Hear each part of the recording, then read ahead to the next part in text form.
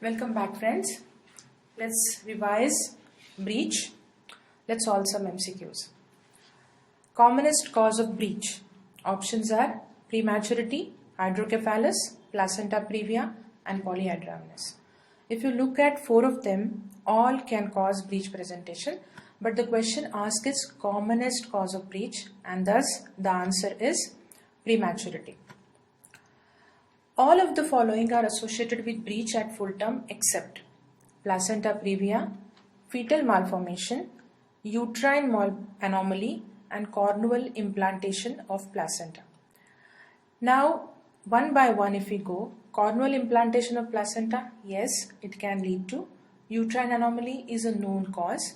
Fetal malformations like hydrocephalus can lead to breech presentation. But placenta accreta is not known as cause of breech presentation. So the correct answer is placenta accreta. Best method to deliver arms in breech. One is Lossett's, Smellie-Witt, Pinard's, and any of the above. Now, Smellie-Witt, we have seen that Mauricio Smellie-Witt was a method to deliver the aftercoming head of the breech. So that is surely not the method. Then Lossett's maneuver or method is used for delivering the arms. Now what is this method? If the arms are extended or around the face, there is a difficulty to deliver the breech. The shoulders may get stuck. So in that case, a logic is used that usually in the pelvis, the anterior portion is only the pubic symphysis and posteriorly the sacrum is there, which is 7 cm. Now, in comparison with the anterior shoulder, posterior shoulder is always at the lower level. So, if breech is stuck at the shoulder level and the arms are extended, then what do? We hold the back of the baby, cover the baby with some clean sheet and rotate the baby through 180 degrees so that anterior shoulder becomes posterior and posterior shoulder becomes anterior. And because posterior shoulder was actually at lower level than anterior shoulder, now the shoulder lies below the pubic symphysis and we deliver that arm. It is easy to deliver that arm. And again now we rotate the baby back through 180 degrees Celsius again, and now it is very easy to deliver the anterior shoulder, the original anterior shoulder. This maneuver is called as Lossett's maneuver. Pinard's P for popliteal fossa. Remember this. So Pinard's is used in frank breech to deliver the extended leg. In that case, if buttocks are delivered but the legs are extended and there is no, it's very difficult to flex the limbs at the knee, then in that case we put a hand inside, 2 fingers are put in popliteal fossa and we cause flexion at the knee joint along with abduction. This movement releases that limb and then the limb gets flexed at knee joint.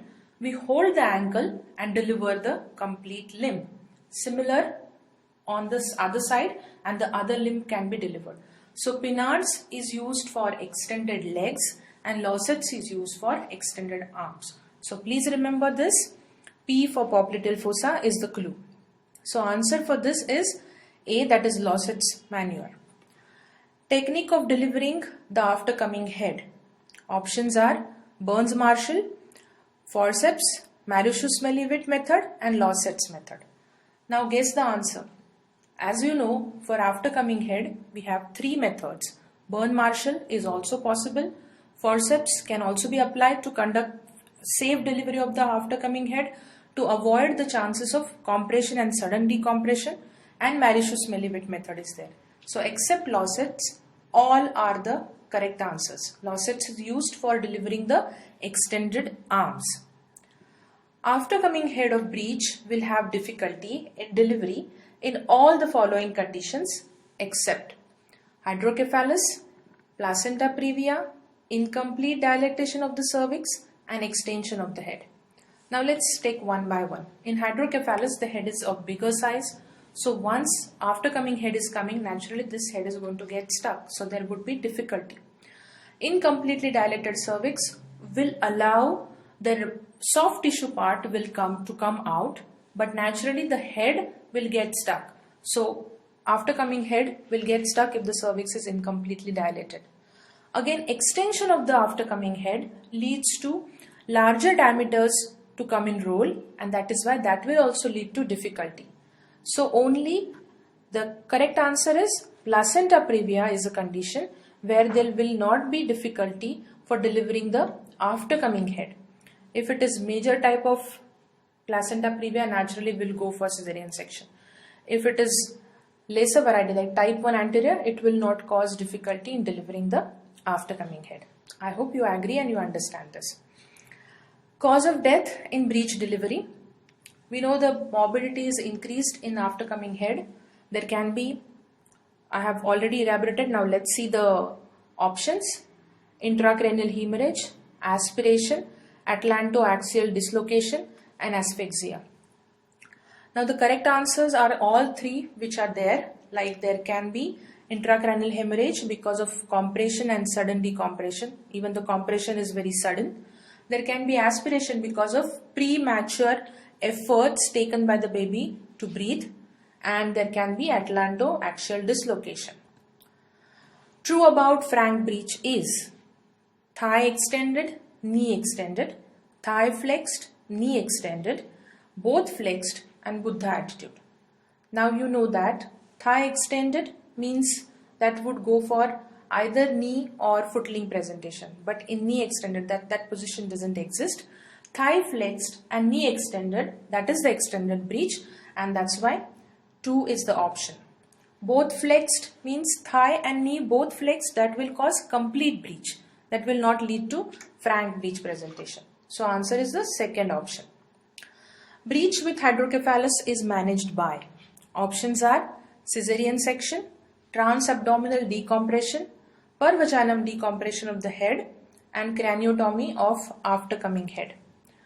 Now yes, in breech, if the hydrocephalus is there, then we can go for cesarean section because there would be difficulty in delivering the after coming head. So cesarean section in modern obstetrics is accepted, and hydrocephalus all the time is not a condition where baby cannot be survived. So if there is mild hydrocephalus, baby has good prognosis, we need not consider, means we should consider cesarean section as an option to deliver such a baby. If there is severe hydrocephalus where the brain matter is really compressed, then we can go for transabdominal decompensation or per vaginal decompression of the baby's head. And if the specialist is well versed with the destructive surgeries or destructive operations, then we can go for craniotomy of the aftercoming head. Now let's move ahead with for the transverse lie, or in other words it is also called as shoulder presentation. Presenting part is shoulder along with few ribs, some portion of the humerus. Usually the diagnosis is because the baby is now placed transversely. They both are perpendicular. The longitudinal axis of the uterus and longitudinal axis of the fetal ovoid, they are perpendicular to each other. Naturally, because of that, the uterine height will not correspond with the gestational age. The height will be less than the gestational age. Fundal grip will be negative because there is no fetal part felt. Even pelvic grip will be negative. On one side, on lateral grip, you will feel the head. On the other side, the breech. Fetal heart would be around the umbilicus, central in position. And on PV examination, you will feel the shoulder. There are many ways again to deliver. There can be spontaneous rectification, means as the contraction starts, baby can suddenly change to vertex presentation, cephalic, that is spontaneous rectification. Or there can be spontaneous version, that means baby will change to breech presentation. And in this case, we will deliver them accordingly. There can be spontaneous expulsion, means in transverse lie, if the baby is small or sometimes in IOD, macerated fetus or preterm, double up fashion. The babies both the sides get doubled up and baby gets expelled spontaneously. Or spontaneous evolution, in which first the breech will get delivered, then the body and then the head. So these would be the favorable termination. Unfavorable terminations, what happen? There can be uncomplicated shoulder, means shoulder presentation is there, but when mother comes to us, she is fine, baby is well, membranes are intact, she is either in labor, early labor, or she is not in labor. If she is not in labor, then we can try external cephalic version if the Leica is adequate. And I want to stress this point, if there are no contraindications for external cephalic version, then we can try that and then let her go in labor if it is cephalic presentation. Otherwise, if the patient is fine, shoulder presentation, cesarean section is the best option. Uncomplicated shoulder presentation, diagnosed and patient is directly taken for cesarean section. External cephalic if you are well versed and if there are no contraindications for that. Second, impacted shoulder, membranes ruptured, shoulder has just entered into the pelvis. There is no associated cord prolapse, baby is still fine. Still the treatment of choice is cesarean section. No manipulations, nothing is required. Directly take the patient for cesarean section and safe delivery of the baby is indicated. Neglected shoulder or obstructed labor, where either the hand gets prolapsed along with cord prolapse or without cord prolapse. Most of the time if there is cord prolapse, baby is dead. Shoulder is deep in the pelvis, hand is prolapsed outside, bandal ring formation, patient is in ketoacidosis, dehydrated, sepsis is along with this. This is a presentation called as neglected shoulder or obstructed labor. In this case, even though the baby is dead, cesarean section is the ideal treatment, which decreases maternal morbidity. Destructive surgeries or destructive operations are mentioned in your book, but modern obstetrics cesarean section is the best treatment even though the baby is dead. MCQs. 38 weeks, primary in early labor with transverse lie. Options are internal podalic version, cesarean section, forceps, wait and watch. Now let's see internal podalic version. We have seen that if the patient is not in labor, at term, Leica adequate, transverse lie, I told you that we can try external cephalic version. But here external cephalic version option is not there. Internal podalic version, in modern obstetrics, the only indication for internal podalic version is second baby of twins in transverse position or in transverse lie. In that case only we are going to try. Otherwise this patient, primary gravida, 38 weeks, not in labor or early labor, transverse lie, no way we are going to go. So first option is not there. Forceps, no role. Wait and watch cannot be done because now she is transverse lie in early labor. If we wait and watch, then what will happen? Either there would be cord prolapse or neglected shoulder if we keep waiting. So the ideal answer is cesarean section to be performed on her. 30-year-old multigravida with transverse lie with hand prolapse in second stage of labor with dead fetus. Typical neglected shoulder presentation. Cervix fully dilated, shoulder is out, baby is dead because of cord prolapse. It's obstructed labor. She is multi. Now options are LSES, craniotomy, decapacitation and clidotomy. And the right answer is LSES. If you have to choose only one option, then LSES is the best option.